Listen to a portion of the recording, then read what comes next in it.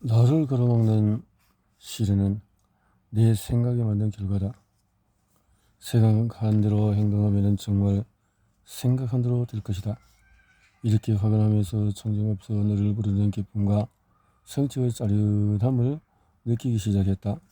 그는 흡족할 만한 반응을 얻을 때까지 꾸준히 상상했고 잠재의식에 자신의 소망을 심는 데 성공했다. 마음에는 평화가 찾아왔고 만족감을 느꼈다. 그는 자신의 소망을 받아들일 정도로 사랑했으며 온전한 사랑의 두려움을 내쫓는다는 것을 스스로 증명했다. 두려움이 닥쳤을 때 가장 먼저 해야 할 일은 근원 즉 사랑이신 하나님과 정신적인 합의를 이루는 것이다. 이를 위해서 시편 27편을 천천히 마지막이 사랑을 담아 읽어보라. 주님이 나의 빛 나의 구원이신데 내가 누구를 두려워하랴.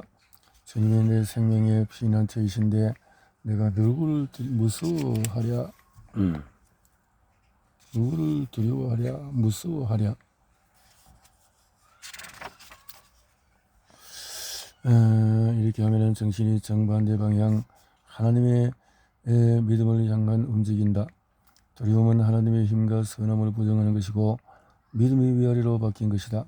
온전한 사랑이 두려움을 내쫓나니 모든 진보의 이면에는 욕망이 있다. 내 욕망에 주의를 기울이고 거기에 흠뻑 빠져보자. 나는 내 마음을 지배하는 아이디어가 이끄는 방향으로 움직인다. 욕망을 충족시켜서 얻을 수 있는 이익이 클수록 욕망은 강해지기 마련이다. 사랑은 감정적인 애착이다. 이상에 충실하고 온 마음을 다해서 헌신하는 것이다. 내 안의 힘을 알기 전까지 절대 포기하지 마라. 너의 운명은 하나님과 하나가 되어 하나님의 권능과 지혜를 경험하고 하나님의 힘과 빛을 느끼는 것이다. 누군가의 너희를 자처하거나 호구 노릇은 그만하라. 운명이니 어쩔 수가 없죠. 포기할래요? 이게 하나님의 뜻인가 봐요. 불치병이래요. 전쟁에 참전했던 병사의 이야기다. 그는 전투 중에서 불의에서 너고해서 탄환이 비처럼 쏟아지는 곳에 홀로 놓이게 되었다. 나는 마음속 하나님의 발현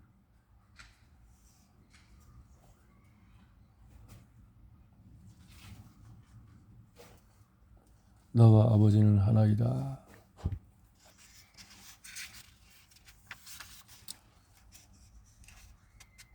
악마라는 이름의 나를 조먹는 두려움을 이기라. 조셉 머피의 미라클. 사랑이란 감정적인 애착으로 이상에 충실하고 헌신하는 것이다. 두려움이 닥치면 마음의 철을 하나님께 돌려놓아라. 그러면 내면의 평화를 찾을 수 있을 것이다.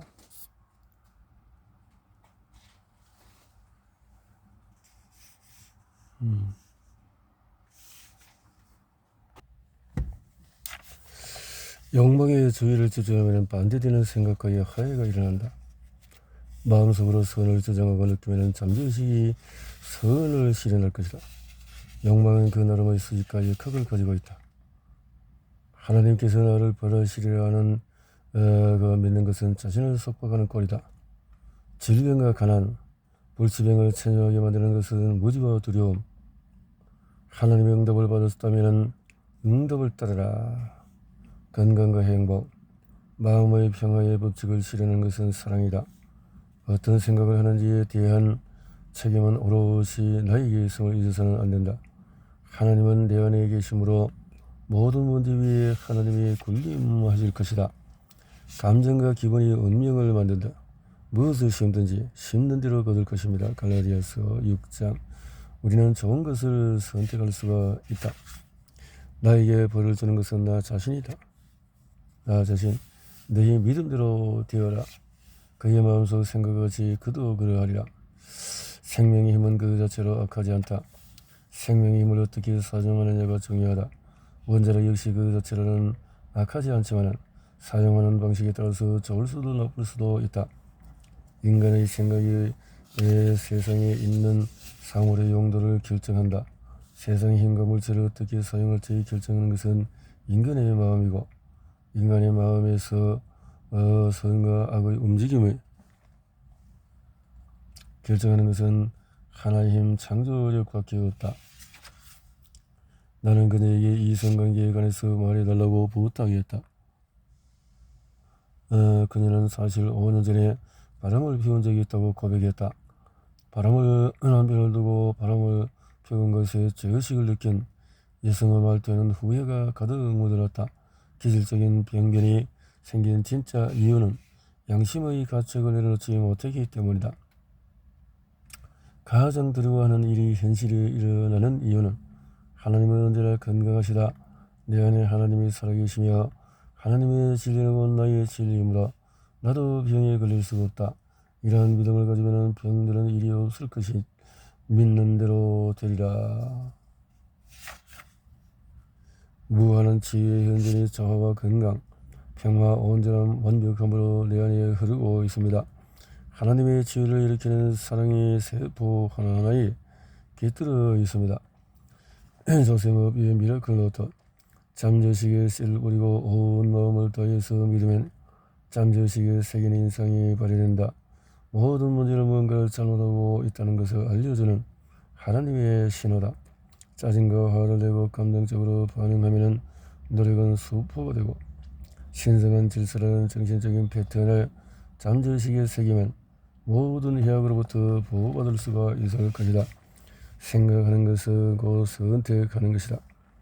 하나님께 벌을 내리신다고 믿는 것은 매우 원시적인 사고다.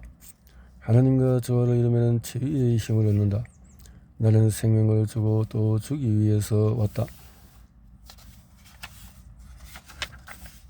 마음가짐을 바꾸면 몸이 변한다. 하나님의 빛과 영광 속에서 자유롭게 걸어라.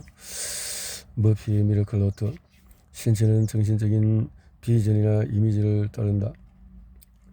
탈 없이 건강하게 지내려면 내가 하는 일에 온 정신과 마음을 쏟고 노력하면 된다. 그러면 몸에 에너지와 활력이 가득 찰 것이다. 걱정, 원망, 증오, 적대감 등이 신체의 질병을 만든다. 질병에서 빠르게 벗어나는 비법은 아픈 것은 일시적이고 언젠가는 나으리라는 사실을 깨닫는 것이다. 몸을 만든 무한한 지성이 몸을 치유할 수 있음을 깨달아야 한다. 내적인 잠재력을 발휘하고 하나님의 진리를 흡수하며 진리에 관심을 가질 때, 사회에 공헌하고 재능과 사랑, 우정을 다른 사람과 나눌 때 권태를 딛고 승리할 수가 있다. 삶에 대한 의지가 약해지면 사랑을 가장 많이 주는 분이 누군지 생각해보고 사랑을 느껴보자. 하나님의 능력과 기쁨, 힘, 또 지혜가 들어올 수 있도록 마음과 정신의 문을 열어두면 승리하는 삶을 살 수가 있다. 아무런 탈 없이 건강하게 지내고 싶다는 마음이 크게 들면 정말 무탈하게 지낼 것이다. 이별을 마주하고 새로운 시작을 찾고 가라. 아무리 대장부라 하더라도 죽으면 끝 아닙니까? 수천 년 전에 이렇게 말했다. 이후로도 수많은 사람이 이 질문을 거듭했다. 사실 잠재의식의 관점에서 보면 죽음은 존재하지 않는다. 하나님은 생명이시고 생명은 지금 살아있는 너의 삶을 뜻한다. 육체에는 시작과 끝이 있다. 죽음을 끝으로 여기서는 안 된다. 존 밀턴은 죽음은 영혼의 궁전을 여는 황금 열쇠라고 했다. 죽음은 우리 주위에 흔하다. 죽음만큼 보편적인 것이 없다. 계절이 바뀌거나 새나 곤충이 태어나고 꽃이 필 때 우리는 생명이 소생하고 부활하며 열매를 맺는다고 생각하지만 인간의 죽음 앞에서는 꿀먹은 벙어리가 된 채로 죽음을 두려워한다. 죽음과 탄생은 생명의 양면이므로 두려워해서는 안 된다. 죽음은 새로운 시작이다. 다음 차원의 삶에서는 정신적인 능력을 완전히 사용할 수가 있다. 새로운 환경에서 다른 사람들을 만날 것이고 본인의 이름 또한 알려질 것이다. 삶의 모든 단계를 보고 이해할 것이며 가르침을 얻고 발전할 것이다. 하나님의 생명으로 아버지가 살아계시고 더 높은 차원에서 활동하시는 것을 알고 있어요. 한국전쟁에서 사망한 두 아들, 한국전쟁에 참전했다가 19, 20의 나이로 전사한 두 아들을 둔 어머니가 이야기를 나눴다. 두 아들이 다른 세계로 갔다는 소식을 들었을 때 어머니는 마음이 찢어질 것처럼 아팠지만은 침착하게 다음의 성경 구절을 확인하며 평정심을 되찾을 수가 있었다. 하나님은 죽은 자들의 하나님이 아니라 산 자들의 하나님이시니 모든 이의 하나님과 관계 속에서 살고 있습니다. 누가복음 20장. 여성은 눈의 광채를 내뿜으며 나를 바라봤다. 그제의 말 한마디 한마디에 평온함이 남겨졌다.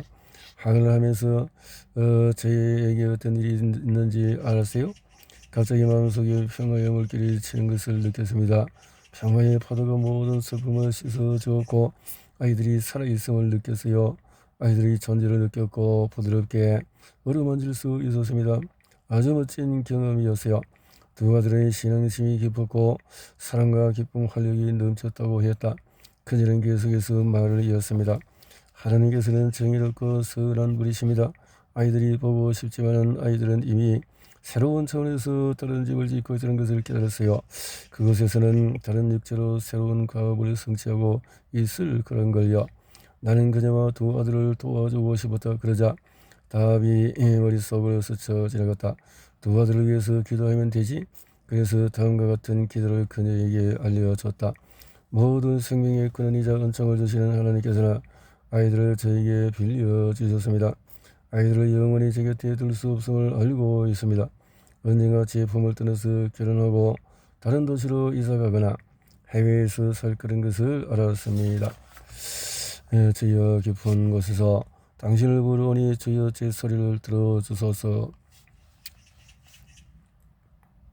슬픔을 딛고 일어나서 자신을 구원하라. 몇 년 전에 나는 50살에 갑자기 세상을 뜬 남성의 장례식에 참석했다.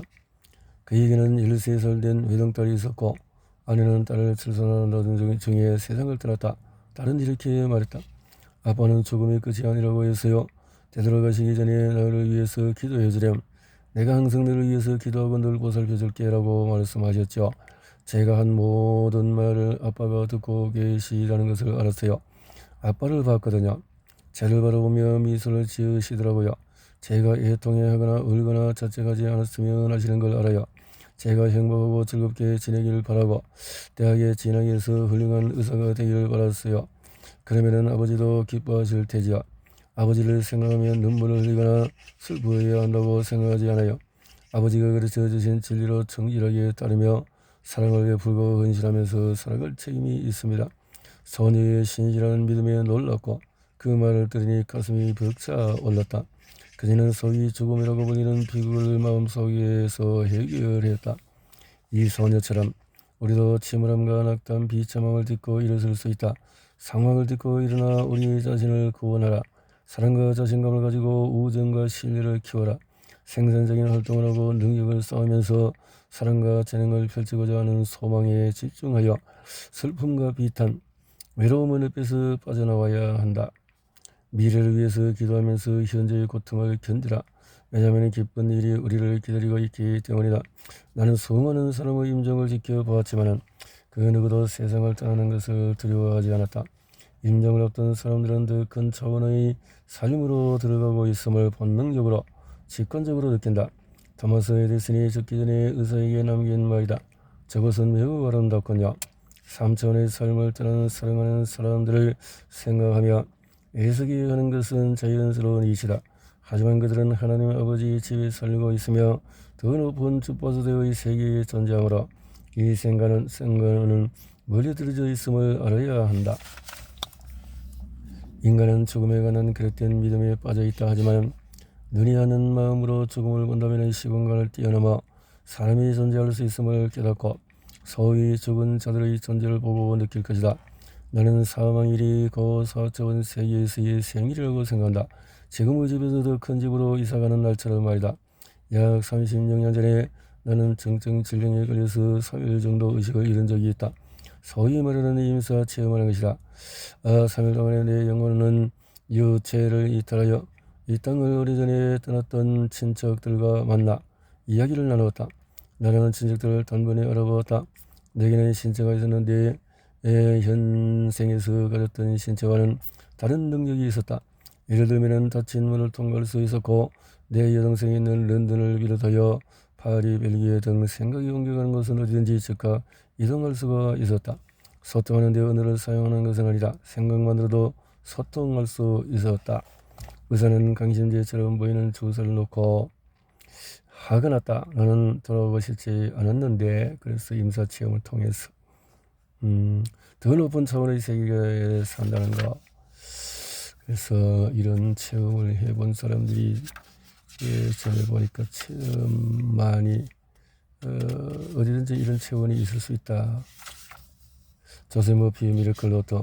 사랑하는 사람을 영원히 곁에 두는 것은 불가능하다. 사랑하는 사람이 세상을 떠났다고 해서 눈물을 흘리고 슬퍼해야 하는 것은 아니다. 사랑과 자신과 마지 가지고 우정과 신뢰를 키워라. 세상을 떠나면 사랑하는 사람들을 다시 만날 것이다. 모든 끝은 시작이다. 세상에 죽음 같은 것은 존재하지 않는다. 우리는 하나의 영광에서 다른 영광으로 옮겨간다.